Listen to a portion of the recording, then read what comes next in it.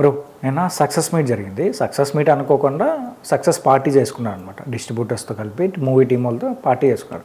అయితే అందరూ స్పీచెస్ ఇచ్చిన తర్వాత లాస్ట్లో ఎన్టీఆర్ గారు మాట్లాడినారు. సో ఎన్టీఆర్ గారు కూడా మాట్లాడి లాస్ట్లో వెళ్ళిపోతుండగా పర్టికులర్గా ఒక పర్సన్ పేరు తీసుకొచ్చి గట్టిగా కొంచెం వార్నింగ్ ఇచ్చిన విధంగా మాట్లాడారు అనమాట. ఆ పర్సన్ ఎవరు, ఆ పర్సన్ ఎందుకు సపోర్ట్ చేస్తూ వచ్చారు, మీరేమనుకుంటున్నారు? ఈ ఎన్టీఆర్ ఆర్ట్స్ అనే ప్రొడక్షన్ ఉంది భయ్య. సో దాంట్లో మనం చాలా సినిమాలు చూస్తున్నాం. కళ్యాణ్ రామ్ గారి కానీ ఎన్టీఆర్ గారితో ఒక 2 సినిమాలు, రవితేజ గారి కిక్కుటు, ఇట్లా చాలా రకాల సినిమాలు ఎప్పటి నుంచో ఉంది అది ఎన్టీఆర్ ఆర్ట్స్ అనే బ్యానర్. అయితే కళ్యాణ్ రామ్ గారికి మ్యారేజ్ అయినప్పుడు ఆయనతో పాటు వాళ్ళ వైఫ్కి వచ్చిన బ్రదర్ ఉంటారు, అతని పేరు హరి అనమాట. ఓకే. సో వాళ్ళ వైఫ్ వాళ్ళ బ్రదర్ ఉంటారు కదా, సొంత ఓన్ వైఫ్ వాళ్ళ ఓన్ బ్రదర్, ఆయన హరి అనమాట. సో కళ్యాణ్ రామ్ గారు మ్యారేజ్ అయిన దగ్గర నుంచి ఎన్టీఆర్ ఆర్ట్స్ ని అతనే బ్యాక్గ్రౌండ్ లో చూసుకుంటున్నారు అనమాట. సో దానికి కావాల్సిన సినిమాకి ఏమేమి కావాలి, ఇప్పుడు మనీ ఏందైనా కూడా వర్క్ అంతా అయిందనమాట. దాన్ని బ్యాక్ ఎండ్ అంతా హరి గారు చూసుకుంటారు. ఆయన ఎక్కువ ఫేస్ కూడా ఎవరికి బయటపడదు అనమాట. సో ఎందుకంటే ఆయన ఇష్టపడరేమో బహుశా చూపించుకోవడానికి. అందరూ ఏంటంటే పబ్లిసిటీ కోరుకుంటారు చాలా మంది. ఇప్పుడు మన బన్నీవాస్ గారు కానీ, ఎస్కేఎన్ గారు కానీ గీతా ఆర్ట్స్ లో చేస్తూ వాళ్ళు పబ్లిసిటీ అయ్యారు. బట్ వాళ్ళు కూడా సపరేట్ గా వచ్చి కొన్ని మూవీస్, అవునవును, ఈవెన్ వాళ్ళు కూడా చేసుకోవడం. ఇప్పుడు ఆయన పేరు వస్తుంది, ఇంకా ఫేస్ బయటకు రాలేదు. కానీ మొన్న దేవరాలో వేసుకున్నారు అనమాట హరి అని చెప్పి. అట్లాగే లేదు, మనం ఇప్పుడు కాకుండా జైలో కోసం మూవీ టైంలో కూడా హరి గారి పేరు వచ్చింది బయట. అవునవును, అప్పుడు కూడా సంథింగ్ ఆయన బయటకు వెళ్ళిపోయారు అన్నట్టు ఏదో రూమర్స్ లాగా కొంచెం వచ్చాయన్నమాట బయటికి. లేదు, అలా ఏం లేదు. ఆయన కళ్యాణ్ రామ్ గారి మాట దాటి అసలు ఏం చేయరు. ఈవెన్ ఎందుకంటే ఎన్టీఆర్ గారినైనా కళ్యాణ్ రామ్ గారినైనా బ్యాలెన్స్ చేసుకునేది ఆయనే. వాళ్ళ ప్రోగ్రామ్స్ ఎట్లా చేయాలి, ఏంటి మూవీ కానీ వాళ్ళతో షూటింగ్ లో ఉంటే కనుక ఎట్లా చేయాలి, ఇంకేదన్నా వేరే హీరో ఇప్పుడు రవితేజ గారితో కిక్ తీశారు, అది ఫ్లాప్ అయింది. దాని మీద వచ్చే దాన్ని ఆలోచించి ఎట్లా రికవర్ చేయాలన్నప్పుడు జైలోకి చేశారు. ఎన్టీఆర్ తో అప్పుడే ఫస్ట్ టైం ఎన్టీఆర్ ఆర్ట్స్ లో. దీనిపైన కూడా ఫ్యాన్స్ ఇలానే ట్రోల్ చేస్తున్నారని కామెంట్ చేశారనమాట. ఏంటంటే ఒకవేళ ఎన్టీఆర్ ఆర్ట్స్ లో ఫ్లాప్ వస్తే మళ్ళీ ఎన్టీఆర్ గారితో మూవీ తీసి దాని అంతకు ముందు ఏం తీయలేదు కదా. అంతకుముందు కళ్యాణ్ రామ్ గారు ఫ్లాప్స్ వచ్చినాయి, అప్పుడు ఎన్టీఆర్ గారితో తీయలేదు. సో అనుకోకుండా అది ప్రాజెక్ట్ అలా సెట్ అయింది.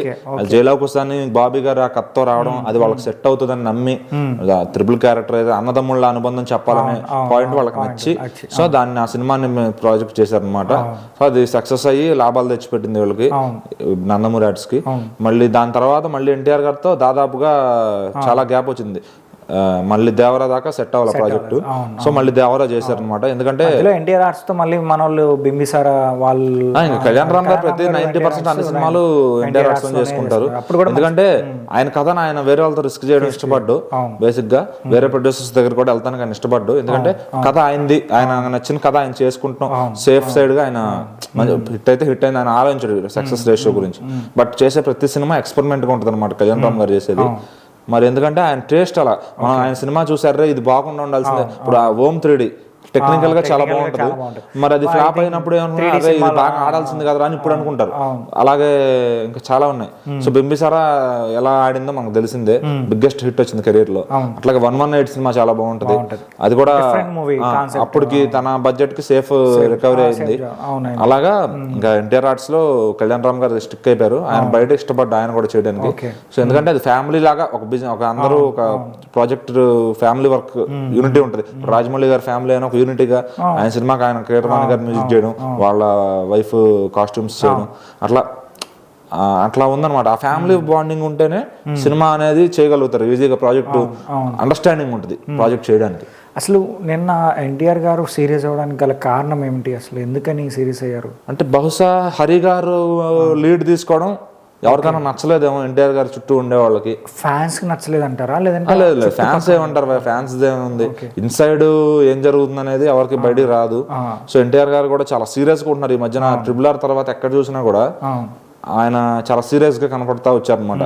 మళ్ళీ దేవరా తర్వాత కొంచెం అవడం మొదలు పెట్టారు. కొంతమంది ఎలా ప్రొటెక్ట్ చేశారంటే ఈ అప్డేట్స్ సరిగ్గా ఇవ్వట్లేదు, ఈవెంట్ సరిగ్గా నిర్వహించట్లేదు, పెట్టట్లేదు, ఇలా కొంతమంది తెచ్చుకున్నారు. దీనిపైన ఏమన్నా బేసిక్ గా ఈ సినిమాకి వచ్చేసరికి దేవరా విషయంలోకి ఓన్లీ ఎన్టీఆర్ ఆర్ట్సే కాకుండా మిక్కిలినేని సుధాకర్ గారిని యువసుధ ఆర్ట్స్ తో ఆయన తీసుకొచ్చింది ఎవరంటే కొరటాల శివ గారు. ఆయనకు ఒక బెస్ట్ ఫ్రెండ్ అంట ఆయన.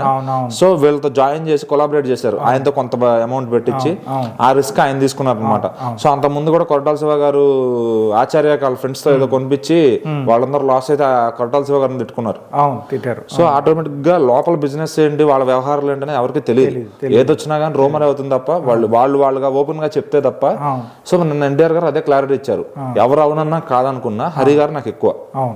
ఎన్టీఆర్ ఆర్ట్స్ హరిది, హరియే చూసుకుంటాడు మొత్తం ఫస్ట్ నుంచి. సో ఆయన క్లారిటీ ఇచ్చేసినాక ఇంకెవరు ఎన్ననుకున్నా దానికి ఉండదన్నమాట. ఆయన స్టేట్మెంట్ ఇచ్చారు క్లారిటీగా, మీరు డైజెస్ట్ చేసుకుంటే చేసుకోండి, లేదంటే మీ ఇష్టం అది. బట్ ఆయన ఒక మెయిన్ పిల్లరు, మాకన్నా ఆయనే ఎక్కువ. అదే భయ, దానికి ఇప్పుడు చుట్టూ ఉండేవాళ్ళు ఉంటారు, ఫ్యాన్స్ అవనివ్వండి, వేరే ప్రొడ్యూసర్లు అవనివ్వండి, వేరే డిస్ట్రిబ్యూటర్లు అవనివ్వండి. ఓకే, ఆయన హరి గారితో ఏమన్నా ఇబ్బంది ఉండేమో వాళ్ళకి, కొన్ని ఇంటర్నల్ గా కామెంట్స్ జరుగుతూ ఉంటాయి. సో మరి ఎన్టీఆర్ గారు మెయిన్ అంటే ఆయనకి ఇచ్చే వాల్యూ బావ గారు కాబట్టి, పిల్లనిచ్చిన వాళ్ళ ఫ్యామిలీకి పిల్లనిచ్చిన బావ గారు కాబట్టి అన్నదమ్ముళ్ళు ఇద్దరు కూడా ఫుల్ వాల్యూ ఇస్తారు ఆయనకి. మనకు సంబంధం అలా కాకపోయినా వాళ్ళ ఫ్రెండ్షిప్, ఎందుకంటే ఎన్టీఆర్ గారు ఫ్రెండ్షిప్ కి ఎక్కువ అటాచ్మెంట్ ఉంటారు. ఒక ర్యాపో క్రియేట్ అయింది అనుకోండి, వాళ్ళు వదిలిపెట్టారు. ఎందుకంటే ఆబ్వియస్లీ ఆయన ఫ్యామిలీ పర్సన్, బయటవాడే ఫ్యామిలీ పర్సన్. సో వాళ్ళకి 100 ఉండొచ్చు, but end of the day ఆయన వాల్యూ ఇచ్చేది అని చెప్పేసారు క్లారిటీగా, హరి తర్వాత ఎవరైనా అని చెప్పి. ఆ ప్రొడక్షన్ వరకు ఇంకా ఆయన సన్నిహితులు చాలా మంది ఉంటారు, ఏదైనా ఉంటారు, కానీ ఎన్టీఆర్ ఆర్ట్స్ ప్రొడక్షన్ వరకు హరి గారే అని చెప్పి. ఆయన డీటెయిల్స్ అక్కడ గూగుల్లో కూడా లేవు అనమాట. ఆయన ఫొటోస్ ఆయన చూడాలని కూడా ఎన్టీఆర్ ఫ్యాన్స్ ఒకసారి ఆయన కనపడితే నిన్న ఎన్టీఆర్ గారు మాట్లాడడం వల్ల అందరికి ఒక క్యూరియాసిటీ మొదలైంది. హరి గారు ఎవరు, ఏమవుతారు, ఈయన పైన ఎందుకు ఇప్పుడు కామెంట్స్ వచ్చినాయి అనే దానిపైన ఎక్కువ సెర్చ్ చేస్తున్నారు అనమాట. కానీ ఎక్కడైతే ఆయన సంబంధించిన ఫొటోస్ కానీ ఆయన సంబంధించిన డీటెయిల్స్ కానీ ఎక్కడా లేవు. సో ఫైనల్గా అయితే ఆయన ఎవరితో అయితే చెప్పాలనుకున్నారు ఎన్టీఆర్ గారితో, వాళ్ళు గట్టిగా తగిలినట్టేనా? అంతే కదా, క్లారిటీ ఇచ్చేసారు. సో ఎన్టీఆర్ ఆర్ట్స్ అనే దానికి హరి గారే నెంబర్ 1 అని చెప్పి. ఎందుకంటే ఏ సంస్థ అయినా కూడా ఒక లీడ్ తీసుకోకపోతే అది రన్ అవ్వదు. హీరోస్ ఉన్నారు, వాళ్ళు డబ్బులు పెట్టినా వాళ్ళు టైం తీసుకుని ఏం జరుగుతుందని ఆలోచించుకునే టైం ఉండదు. ఎందుకంటే వాళ్ళు బిజీ షెడ్యూల్స్ వాళ్ళు ఉంటారు, వాళ్ళకుండే కమిట్మెంట్స్ వాళ్ళకు ఉంటాయి. సో నమ్మకస్తుని ఒకళ్ళు పెట్టుకుంటారు ఎవరన్నా కూడా. సో మరి వీళ్ళ ఎన్టీఆర్ ఆర్ట్స్ కి నమ్మకస్తుడు అంటే హరి గారే. మరి ఆయన ఒకసారి ఆయన ఫేస్ కూడా బయటకు వస్తే ఫ్యాన్స్ అందరూ చూస్తారు అనమాట. చూద్దాం వస్తారేమో బయటకి.